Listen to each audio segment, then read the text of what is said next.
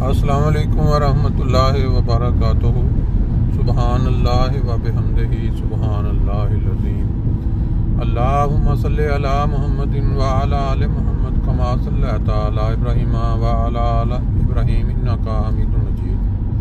اللہم بارک علی محمد وعلی آل محمد کما بارکت علی ابراہیم وعلی آل ابراہیم انکا حمید مجید۔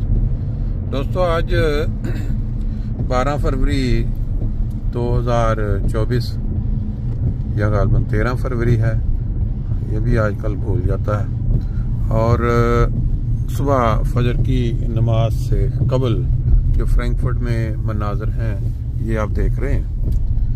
ہم اکثر و بیشتر غور کرتے ہیں کہ پاکستان جہاں ہماری پیدائش ہوئی ہے اور ہم وہاں اسکولوں کالجوں میں گئے، جو حالات 40 سال قبل تھے، پھر اس کے بعد حالات 30 سال کے بعد، پھر اس کے بعد 20 سال پیچھے چلے جائیں، پھر 10 دن بدن ان حالات میں برائی کی طرف، ظلم و زیادتی کی طرف اضافہ ہوا ہے۔ کبھی کوئی ایسا وقت نہیں آیا کہ ایک چیز بری ہو گئی ہو اور اگلا دن چڑھا ہو، اس کو انہوں نے روک لیا ہو، اس پہ کنٹرول کر لیا ہو۔ کرپشن بڑھتی چلی گئی، لوگوں کا حق مارنا، ان کا جینا، وہاں زندگی جیرن کرنا بڑھتا چلا گیا۔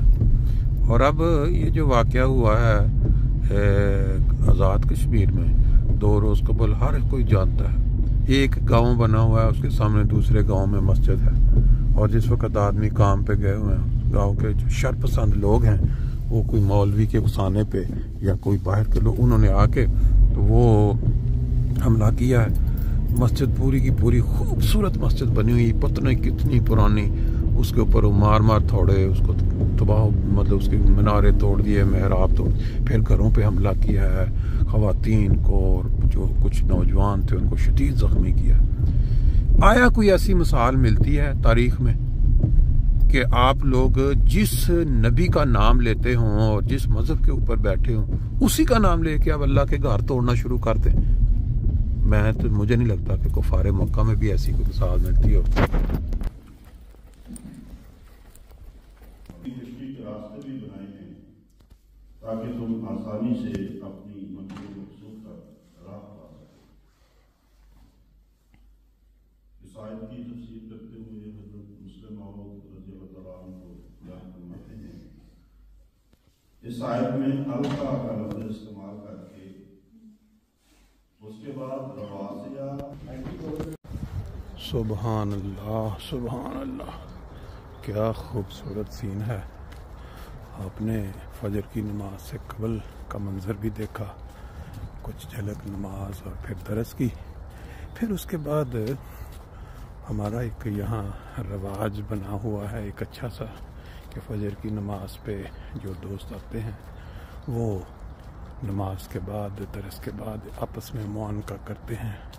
یہ ایک زندگی کی علامت ہوتی ہے کہ اللہ تعالیٰ نے ہمیں آج پھر زندگی عطا کی ہے، کیونکہ قرآن میں آتا ہے جب انسان سو جاتا ہے، بیسیکلی اس میں اور مردے میں فرق کیا ہے کہ اس کو صبح زندگی واپس عطا کر دی جاتی ہے، اور جس کی عمر مکمل ہو چکی ہو وہ جو ضبط ہو جاتی ہے اس کی۔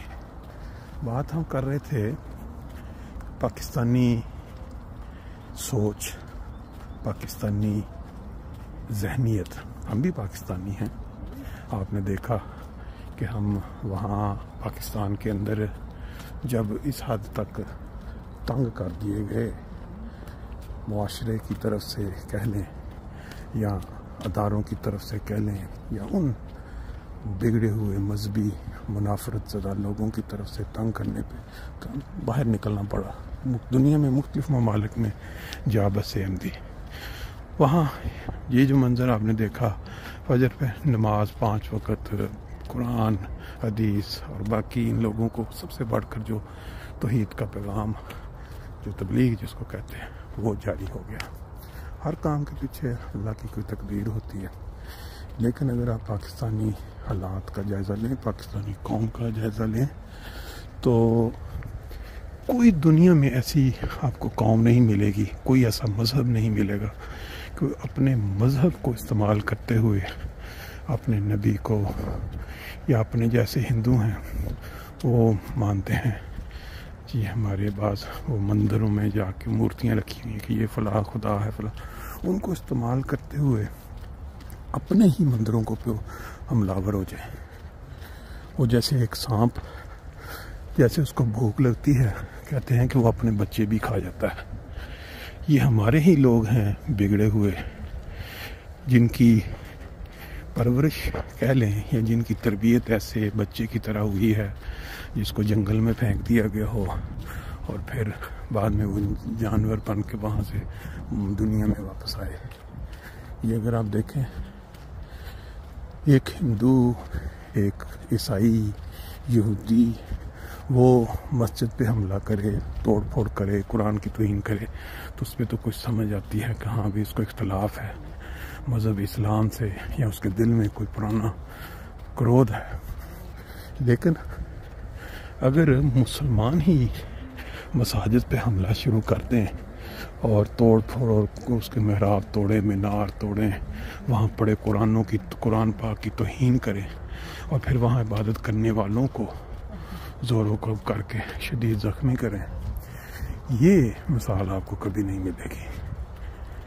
ہمارا یہ گروپ جو صبح سیر پہ جاتا ہے تقریباً سب کے سب جو ہیں یہ وہی ہیں جو مہاجر ہو کے آئے ہیں وہاں سے، پاکستان سے، انہی تکالیف کی وجہ سے۔